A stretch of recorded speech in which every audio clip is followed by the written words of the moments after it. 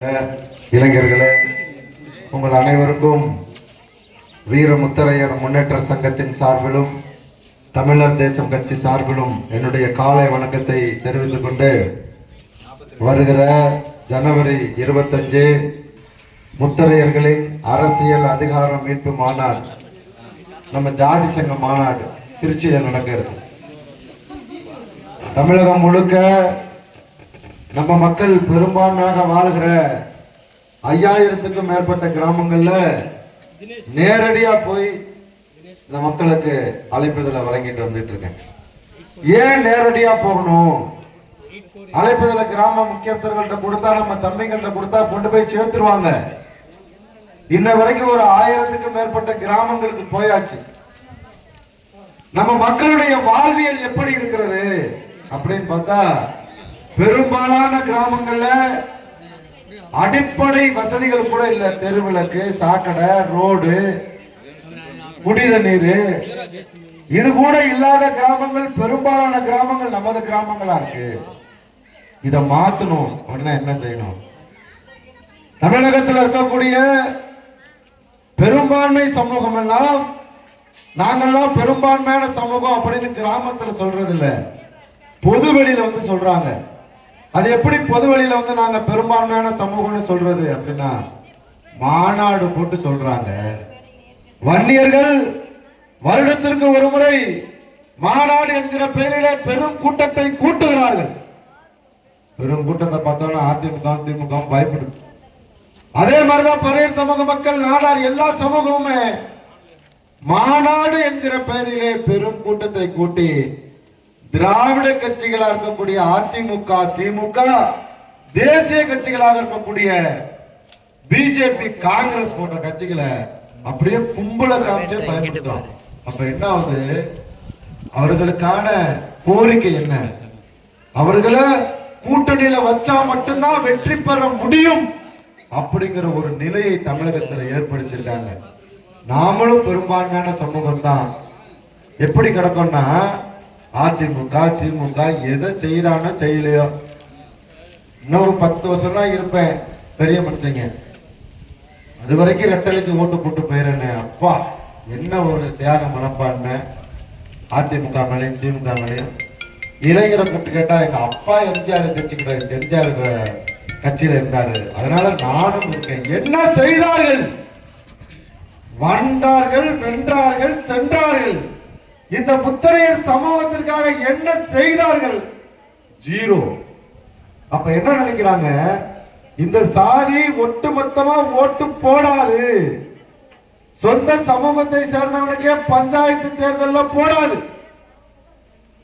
சொந்த சமூகத்தை சேர்ந்தவனுக்கு சட்டமன்றத்தில் போடாது. இங்க இருக்கக்கூடிய சட்டமன்ற உறுப்பினருடைய சாதி எத்தனை ஊர்ல இருக்கு? தூத்து போனவருடைய சாதி எத்தனை கிராமத்துல இருக்கு? கேவலமா நினைப்பானா? நினைக்க மாட்டான். அதிமுகவிலே திமுகவிலே இருக்க கட்சிக்காரன் நம்மளை எப்படி பார்ப்பான்? எல்லாம் ஓட்டு போட மாட்டான், சொந்த ஜாதிக்கே ஓட்டு போட மாட்டான். அப்படியான ஒரு சூழல் தான் இன்னைக்கு உருவாயிருக்கு தமிழ்நாடு முழுக்க. இதை மாத்தணும்னு சொன்னா அதிமுகவில் திமுகவில் இருக்கக்கூடிய முத்திரைகளால் மாறாது. அதே மாதிரி நம்ம அமைப்புகள் வச்சிருக்காங்க பாருங்க, 80 சங்கம் 90 சங்கம்னு சொல்லுவான். தேர்தல் நேரத்தில் செயல்படுவான். ஏதாவது ஒரு பிரச்சனைனா போய் தலைவர்கள்லாம் வீட்டில் போய் கதவை சாத்திப்பான். மக்கள் பிரச்சனையில நிக்க மாட்டான். ஆனா இந்த நத்தம் தொகுதியில மக்களுக்கு என்ன பிரச்சனைனாலும் இங்க செயல்படுறதுக்கு மாநில பொறுப்பு, மாவட்ட செயலாளர் 2 பேரு, மாநில பொறுப்பாளர் ஒருத்தர் இங்க கொடுத்துருக்கோம். தொடர்ச்சியா எங்கெல்லாம் இந்த மக்கள் பாதிக்கப்படுகிறார்களோ இந்த மக்களுக்காக களத்துல தம்பிங்க நிக்கிறான். பூமி அம்பலம், பிரபு அம்பலம், இவங்கெல்லாம் தொடர்ச்சியா மக்களோட பயணிக்கிறாங்க. நம்மளால மட்டும்தான் தீர்வு கொண்டு வர முடியும் உள்ளூர் பிரச்சனைகளுக்கு.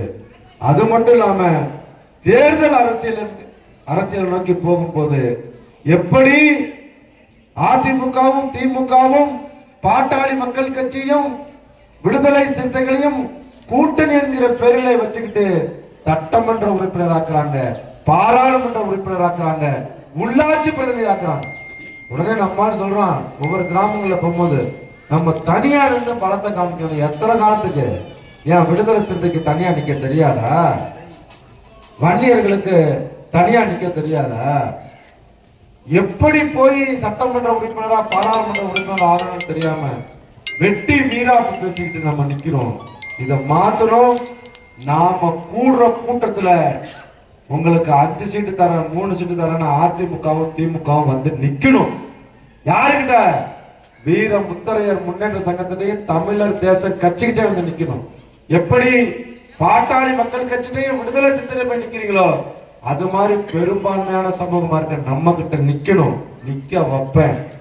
அந்த நாள் தான் ஜனவரி 25. ஏதோ வரவேற்பு கொடுத்ததோட எங்க வேலை முடிஞ்சிருச்சு. தாய்மார்கள் ஆரத்தி எடுத்தோம், பொட்டு வச்சோம், முடிஞ்சிருச்சு. இல்ல, இந்த சமூகம் மாற்ற வரணும். நீங்க எல்லாம் மாநாட்டுக்கு வந்தே தீரணும். தாய்மார்கள்லாம் இங்க இருக்கக்கூடிய பொறுப்பாளர்கள் வாகன ஏற்பாடு பண்ணி கொடுப்பாங்க. தாய்மார்கள் அதிக எண்ணிக்கையில கலந்துக்குங்க. மிகப்பெரிய அரசியல் மாற்றம் வரப்போகுது. 2026க்கு பிறகு இந்த முத்தரையர் சமூகத்துக்கான அரசியல் முத்தரையர் சமூகத்திலே வரப்போது. அதை வாங்கி தரக்கூடிய மிகப்பெரிய பொறுப்பு வீர முத்தரையர் முன்னேற்ற சங்கத்திலே தமிழர் தேசம் கட்சிக்கிட்ட மட்டும்தான் இருக்கு. வேற எவனாலும் முடியாது. நாங்க பழங்கால சொந்தம். 1906ல் ஆரம்பிச்சோம். நான் பணக்கார சங்கம். எவனாலும் முடியாது. இந்த மக்களுக்காக எந்த எதிர்பார்ப்பும் இல்லாம வேலை செய்யற தமிழர் தேச கட்சியினுடைய பொறுப்பாளர்களால மட்டும்தான் முடியும். அதை முடிவு பண்ணிட்டு ஜனவரி 25 எல்லாரும் திருச்சிக்கு வாங்க, நமக்கான அரசியலை வென்றெடுப்போம் என்று சொல்லி இந்த நிகழ்வை ஏற்பாடு செய்த கிராம பெரியோர்களுக்கும் ஊர் அம்பலம் பூசாரி நம்ம கட்சியினுடைய பொறுப்பாளர் அத்தனை பேருக்குமே எனது மனநிறைந்த நன்றியை தெரிந்து கொண்டு விடைபெறுகிறேன். நன்றி.